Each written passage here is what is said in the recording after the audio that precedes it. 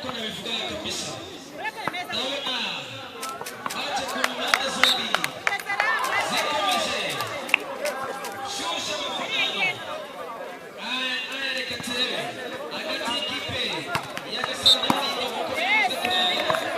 ndetse na Bugesera na Nyarugenge reka tuje kureba ukuntu Bugesera na Nyarugenge biza kurangira kabisa Bugesera yabuze ikipe n'iyi muri hanga